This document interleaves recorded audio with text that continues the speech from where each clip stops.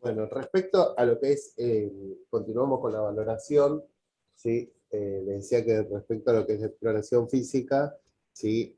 Obviamente que es muy importante porque esto nos va a ayudar a nosotros de cierta manera a poder confirmar los datos que obtuvimos durante la entrevista, ¿sí? Es decir, establecer cuál es el estado actual, ¿sí? Del sujeto de atención, ¿sí? Eh, con respecto a esto, bueno, como sabemos, ¿sí? Hay diferentes cuestiones, por ejemplo, en el momento de valorar lo que es el sistema cardiovascular en búsqueda de cualquier anomalía, ¿sí? Eh, si bien es en lo que es la exploración física, como sabemos, bueno, el corazón, ¿sí? Es como una bomba, ¿sí? Y que al haber una disminución de lo que es una presión diferencial, ¿sí? Podemos observar, ¿sí? Durante lo que es la ocultación, ¿sí? Diferentes tipos de ruido, ¿sí? Que se consideran anómalos, ¿sí? Entre esos están, cuando nosotros realizamos la ocultación, estos ruidos de galopes o soplo, ¿sí? Eh, con respecto a lo que es la valoración eh, física, ¿sí? Dijimos que lo primero que vamos a poder realizar es observar, ¿sí? Si este sujeto de atención presenta, ¿sí? Algún tipo de cianosis. Es decir, vamos a explorar, ¿sí? La coloración de la piel, ¿sí? Dijimos que vamos a calcular el índice de masa corporal, ¿sí? Para determinar, ¿sí? Cuál es su estado nutricional, ¿sí? Con respecto a lo que es la valoración de la piel, dijimos para poder observar la coloración, la temperatura también, ¿sí? Muchas veces también se valora, no, muchas veces no, se valora también lo que es la textura de la piel, más que nada para poder buscar si hay algún problema agudo o crónico en lo que es la circulación sanguínea, ¿sí? Dentro de también dentro de esta valoración se valoran lo que son los miembros, ¿sí? Sobre todo lo que son los miembros inferiores y también los superiores, ¿sí? Porque hay diferentes procedimientos que se realizan, ¿sí? Para poder anticoagular, ¿sí? A estos pacientes, ¿sí? También lo que vamos a observar en lo que son los miembros inferiores, ¿sí? Vamos a valorarlos en búsqueda de edemas, ¿sí? Muchas veces en pacientes, sobre todo con insuficiencia cardíaca, ¿sí? Presentan edema en lo que es los pies, los tobillos, incluso las piernas. Y a esto es lo que se lo conoce como edema periférico, ¿sí? También cuando los sujetos de atención están hospitalizados o que se encuentran en su hogar, ¿no? Mucho tiempo acostado, lo que se puede observar también es que hay edema en lo que es la zona sacra, ¿sí? Por eso para nosotros como profesionales es importante detectar el edema, ¿sí? Con lo que es el pulgar, ¿sí? Y nosotros vamos a ejercer ahí una presión firme, ¿sí? Eh, y esto nos va a dar cuál es el grado, ¿sí? De fobia, ¿sí? O de edema, ¿sí? Que es lo que la fobia es lo que se presenta con una depresión en la piel, ¿sí? Por esta compresión que nosotros realizamos. Y por eso le decía que el grado de edema con fobia, ¿sí? Es el tiempo en que persiste la depresión, ¿sí? Después de lo que es la compresión, ¿sí? Es decir, cuando nosotros presionamos, podemos decir que es ausente, ¿sí? Es decir, que cuando no queda depresivo después de la compresión, ¿sí? Hasta 4.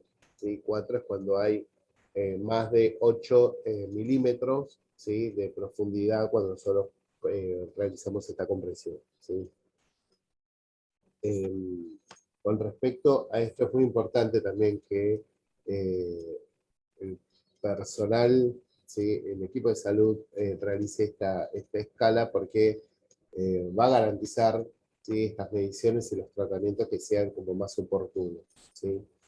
El edema periférico, como les dije anteriormente, es muy frecuente en pacientes con insuficiencia cardíaca, ¿sí? Y también con algunas alteraciones vasculares periféricas, como puede ser lo que es una TBP, que es una trombosis venosa profunda, ¿sí? O una insuficiencia venosa crónica, ¿sí?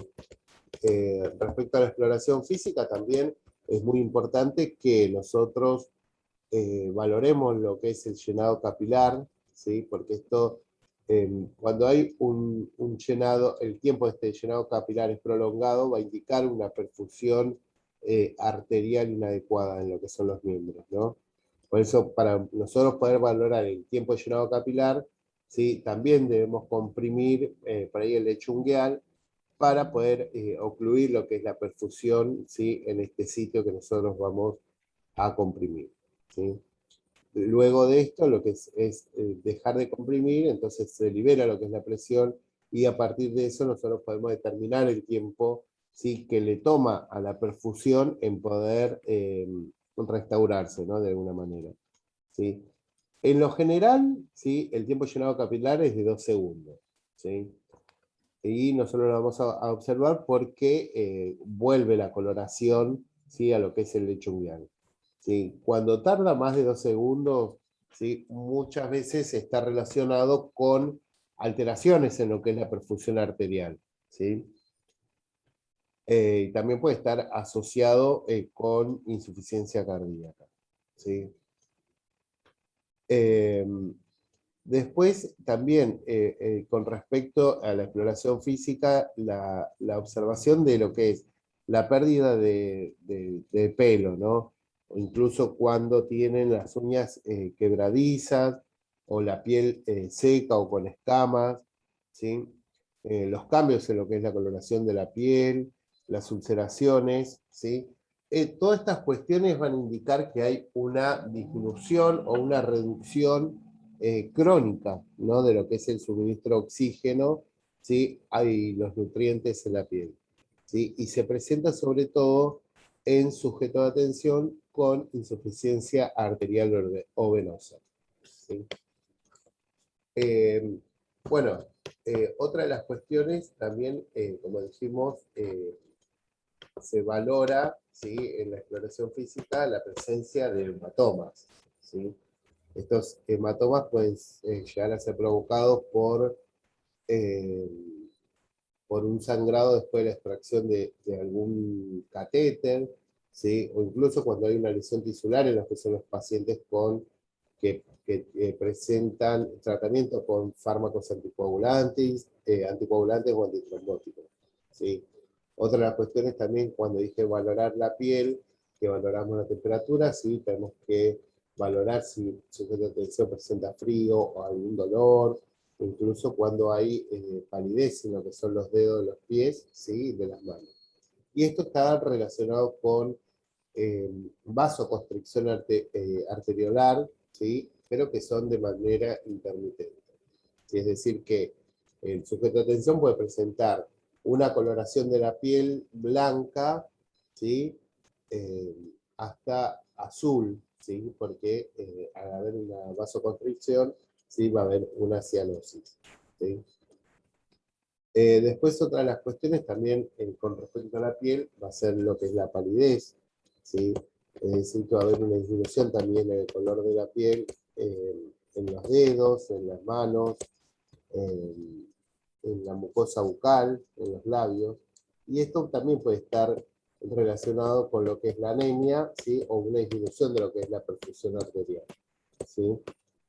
Con respecto que también hablábamos de lo que son las ulceraciones, ¿sí? Eh, lo que es en los pies y tobillos, ¿sí? Ahí estábamos hablando de que esto se provoca o se produce cuando hay una rotura de los capilares de la piel, ¿sí? Y que se da sobre todo en sujetos de atención que presentan insuficiencia venosa crónica, ¿sí? Obviamente que lo que es la exploración física, nosotros vamos a realizar control de signos vitales, sobre todo vamos a registrar, ¿sí?, los valores de la tensión arterial, ¿sí? Entonces, después de esto también, respecto a lo que es la tensión arterial, ¿sí?, se deben tomar, ¿sí?, la tensión arterial en diferentes cambios posturales, ¿sí? Porque los cambios lo que van a hacer es reducir el retorno venoso del corazón, ¿sí?, y lo que va a disminuir va a ser la precarga. Y esto como consecuencia va a hacer que el volumen sistólico disminuya, al igual que el gasto cardíaco. Entonces, ahí en ese momento se activa obviamente el sistema nervioso autónomo, ¿sí? Respecto también a lo que son, o sea, esta valoración de los pacientes en búsqueda de lo que es la hipotensión postural, ¿sí?, lo que se hace es colocar, ¿sí?, al sujeto de atención en decúbito supino durante 10 minutos, y ahí se le toma lo que es la tensión arterial. Después también se indica al sujeto de atención que se siente con, con las piernas en posición de declive, ¿sí?, y se esperan unos minutos para volver a valorar lo que es la tensión arterial y la frecuencia cardíaca, ¿sí? Si el sujeto de atención lo presenta por ahí como algunas alteraciones que son muy significativas, ¿sí?, se debe ayudar también a colocarlo de pie, ¿sí?, y ahí también se vuelve a tomar, ¿sí?, para poder obtener lo que son estas mediciones, ¿sí?, y volver a verificar en unos minutos para continuar con estas mediciones, ¿no? Después también lo que se hace es volver al sujeto de atención a una posición supina, y ahí se va a detectar si hay una hipotensión postural o si el sujeto de atención presenta algún síntoma. Respecto a lo que son los pulsos arteriales, ¿sí?, obviamente que dentro de todos los pulsos nosotros lo que vamos a determinar es la frecuencia, ¿sí?, el ritmo, la intensidad, ¿sí?, la tensión, ¿sí?, y la amplitud, ¿sí? Obviamente que en estos sujetos de atención, ¿sí?, cuando nosotros hacemos la exploración física, palpamos todos los pulsos arteriales, ¿sí? Obviamente que lo que vamos a valorar son los pulsos temporales, el carotidio, ¿sí?, el braquial, el radial, el femoral, el popliteo, el dorsal anterior y el tibial posterior, derecho e izquierdo. Siempre se hace también derecho e izquierda para ver si el sujeto de atención presenta alguna diferencia, ¿sí? Y si bien puede presentar una leve diferencia, ¿sí?, lo que se hace es tratar de identificar el caso de que presente una diferencia mayor, ¿sí? Esto se da sobre todo en sujeto de atención que presentan, ¿sí?, alguna alteración, como puede ser lo que es el trombosis, ¿sí? ¿Hasta acá alguna duda?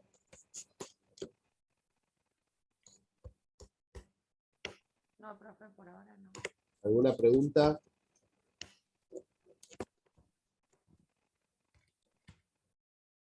No.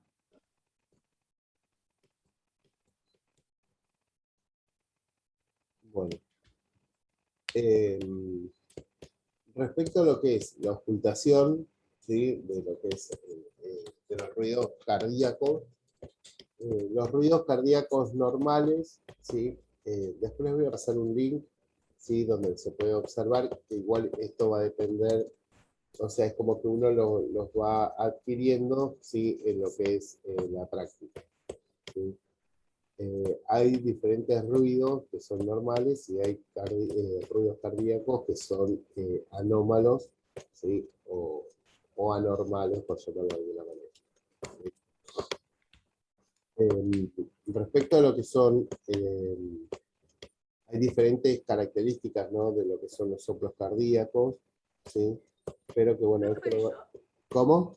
¿yo cómo me doy cuenta cuando estoy ocultando que hay un soplo? ¿Cómo se escucha? Claro, bueno, eso también le decía que respecto a esto, ¿sí?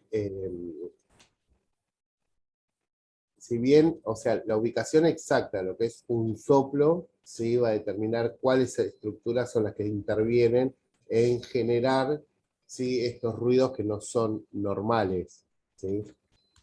Y que se utilizan para detectar por ahí ruidos más intensos, ¿sí?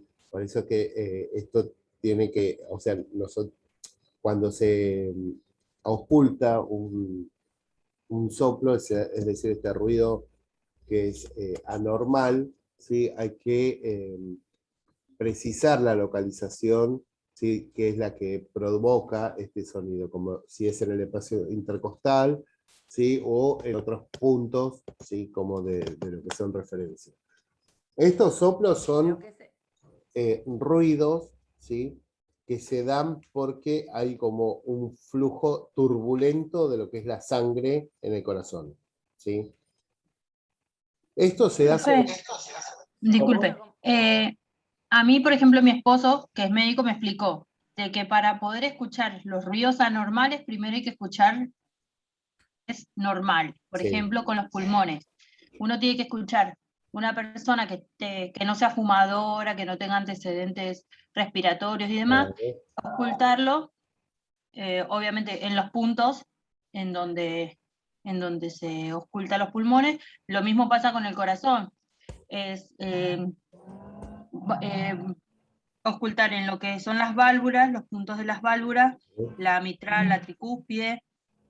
Y bueno, y una vez que uno escucha el corazón sano, es fácil detectar cuando hay un sonido extraño o que no es del normal, organismo normal claro, del funcionamiento. tal Lo cual, mismo cuando él me enseñó a leer electrocardiograma.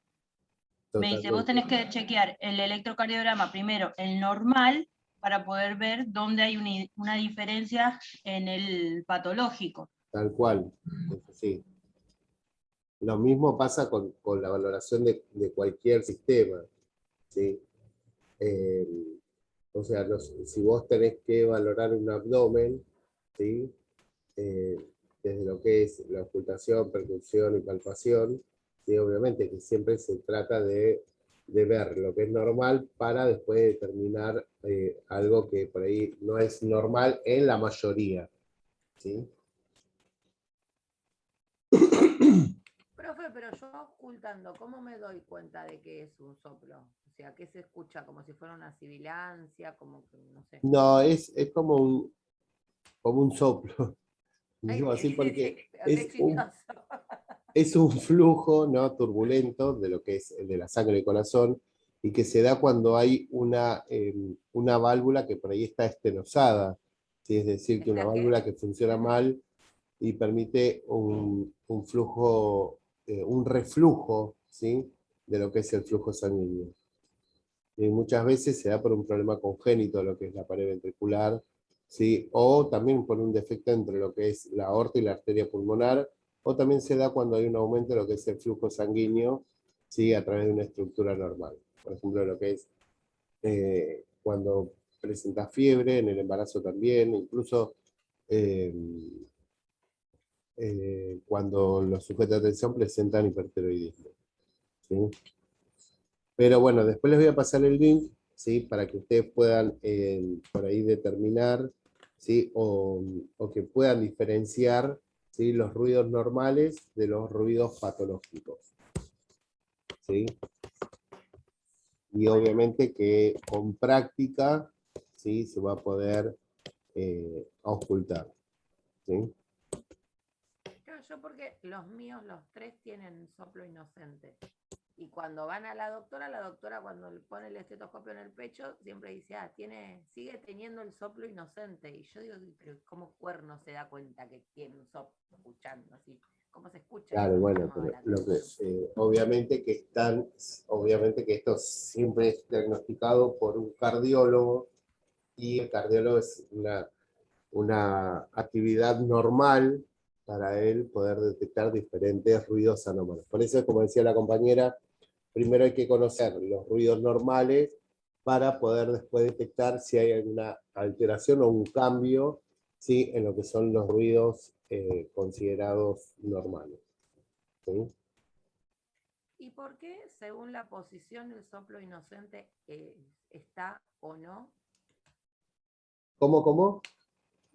¿Por qué, según la posición, uno puede que esté o no el soplo inocente? Porque a mí me ha pasado, lo llevaba a hacer los electros, que la pediatra los ocultaba y decía que siguen teniendo el soplo inocente. Después íbamos al cardiólogo, te lo hacían y no estaba. Pero cuando volvíamos al pediatra estaba otra vez.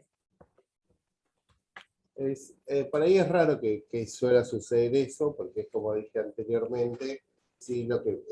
Hay alguna alteración, ¿sí? En alguna válvula que puede llegar a estar estenosada, ¿sí? Entonces lo que va a provocar es que haya un reflujo, ¿sí? del flujo sanguíneo, ¿sí? En el corazón. ¿Sí?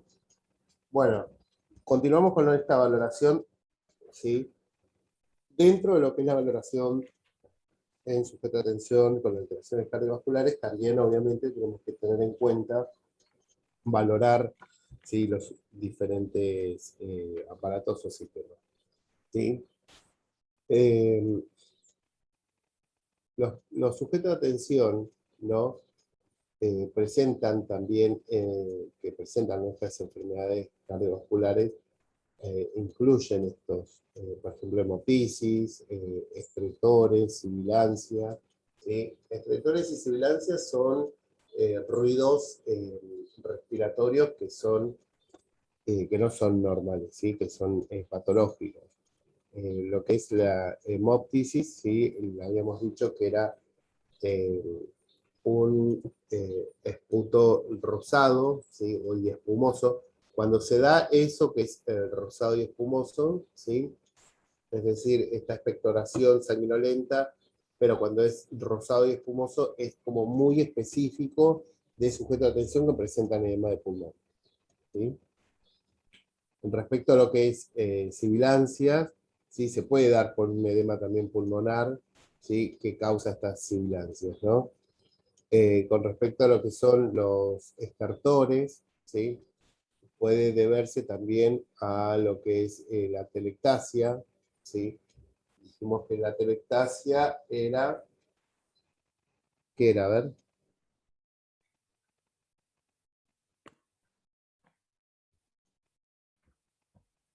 ¿Qué era la telectasia?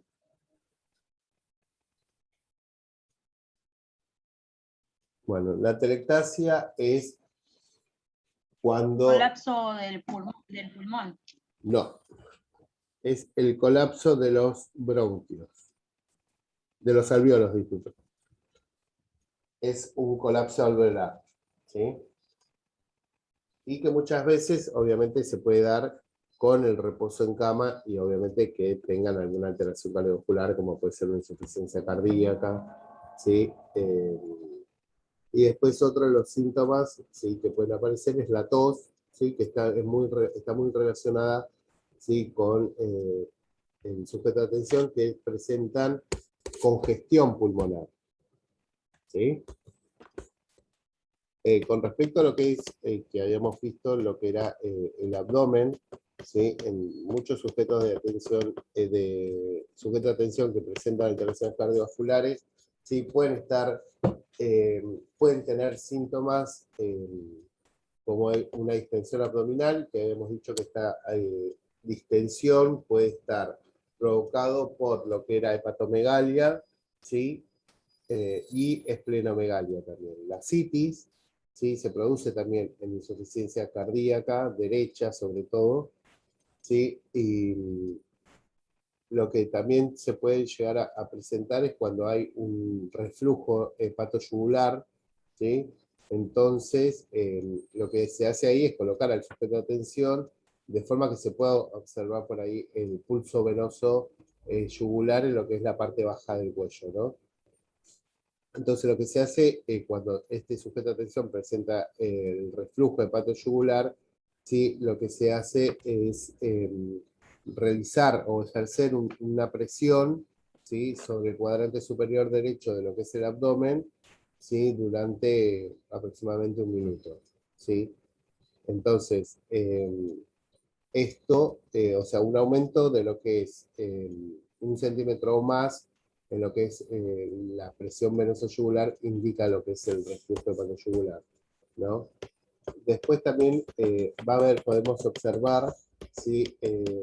Distensión vesical, ¿sí? Porque, o sea, lo que es la producción de la orina, ¿sí? Es un indicador, ¿sí? Sobre la función cardíaca. ¿Por qué? Porque la reducción de lo que es la producción de orina puede estar relacionada, ¿sí? O indicar una perfusión renal inadecuada, ¿sí?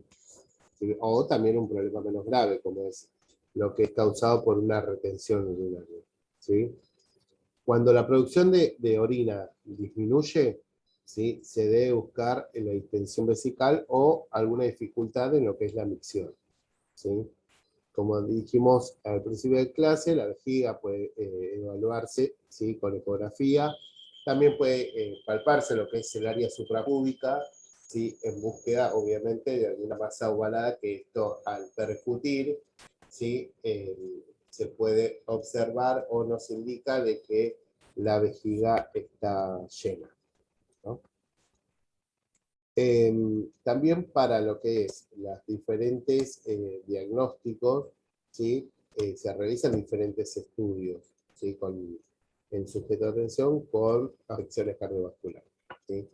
Entonces, nuestro rol como enfermeros, ¿sí? Va a ser capacitar al paciente, ¿sí? Sobre los diferentes estudios que se le pueden realizar, indicar cuál va a ser el objetivo, qué se puede esperar de ellos, cuáles pueden llegar a ser los efectos secundarios que están relacionados con estas pruebas diagnósticas, ¿sí?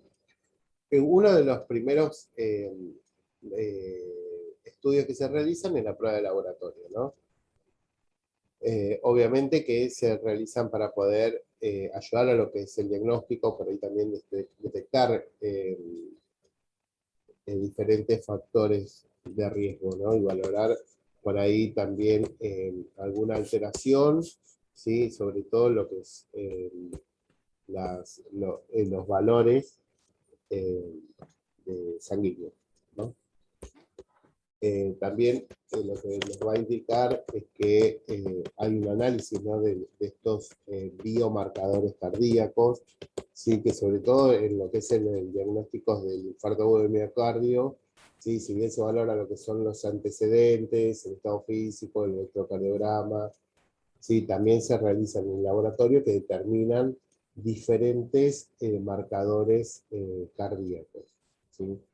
Si bien uno de las enzimas que se buscan, ¿sí? Son unos específicos, que es la CPK-MB, ¿sí? Que es una enzima, ¿sí? Que aumenta en lo que es los niveles sanguíneos, ¿sí? Cuando hay una destrucción muscular, ¿sí?